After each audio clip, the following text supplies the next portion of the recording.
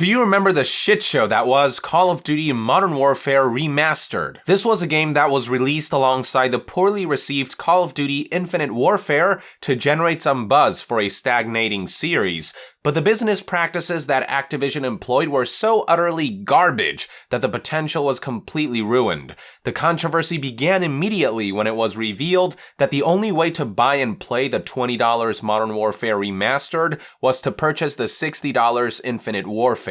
Rather than giving players the option to buy the two games separately, Activision was intent on shoving Infinite Warfare down our throats by paywalling Modern Warfare Remastered behind the purchase of Infinite Warfare, essentially making the remaster's asking fee $80. Activision then added insult to injury by updating Modern Warfare Remastered with microtransactions in the form of paid loot boxes that offered cosmetic rewards.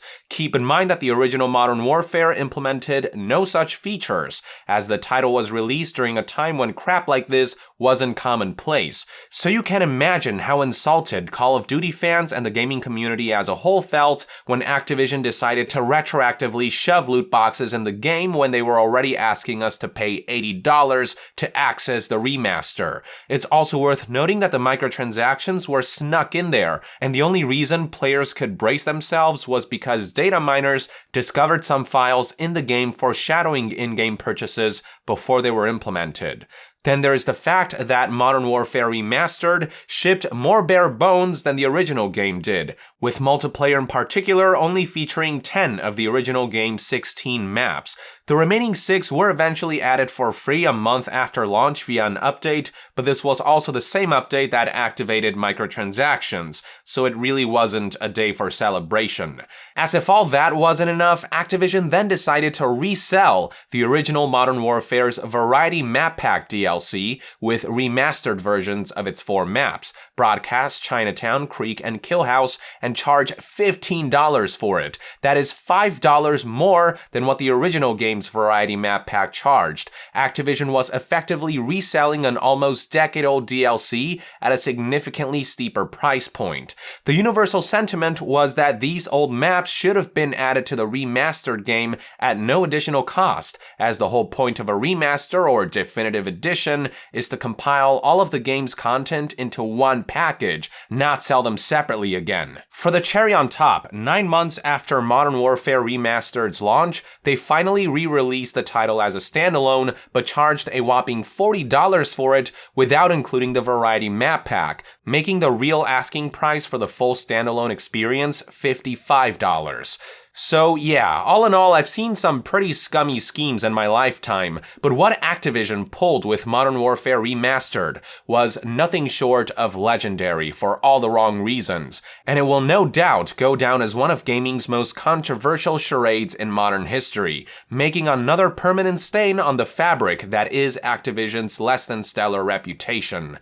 Which brings us to today's news update. Word has been getting around that there is a remaster of Modern Warfare 2 in the works, and with all that's happened, Call of Duty fans are understandably anxious. While the title hasn't been officially announced yet, rumors began swirling when IGN Italy spotted a listing for Modern Warfare 2 Remastered on Amazon for both PS4 and Xbox One, which were eventually taken down by Amazon shortly thereafter. The listed asking price was €20, which IGN noted converts to around $25, which seemed rather low by Activision standards. But the lower than usual fee could later be explained by website Charlie Intel's report that according to their sources, Modern Warfare 2 Remastered would not feature a multiplayer mode and would only ship with a remastered version of the campaign. This was information that was later corroborated by numerous prolific media outlets like Eurogamer, who reached out to their own sources to confirm that Charlie Intel's information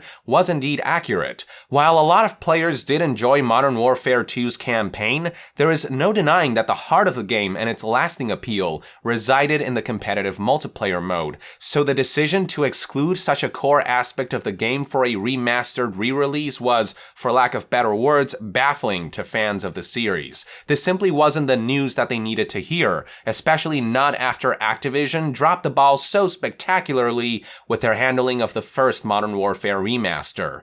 Not to mention that the exclusion of multiplayer has raised fears that there might be some underhanded intentions at play. The more paranoid segment within the gaming community are anticipating that Activision might release and sell multiplayer alongside its various DLC and map packs separately down the line. This may sound like an insane strategy at a glance, but when you look at Activision's track record, can one honestly say that it's outside the realm of possibility? When the first Modern Warfare Remastered was announced, nobody could have imagined that Activision would go as far as paywalling the game behind Infinite Warfare, that they would retroactively shoehorn microtransactions in a decade-old game, that they would resell old map packs at a higher asking price rather than making them free updates, and that they would then re-release the game as a standalone for a hefty fee without including this map pack DLC.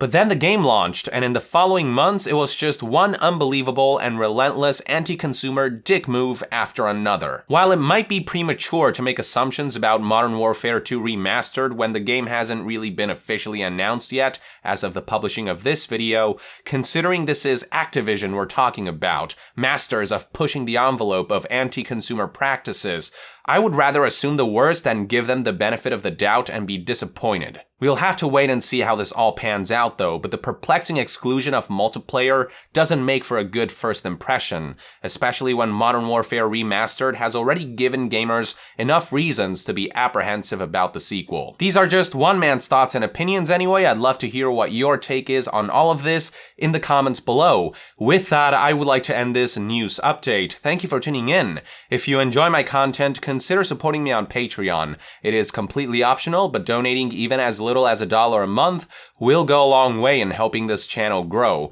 And to be further updated on all things gaming news, reviews, and discussions, stay tuned right here on Young Yeah. I'll see you guys next time. Young out.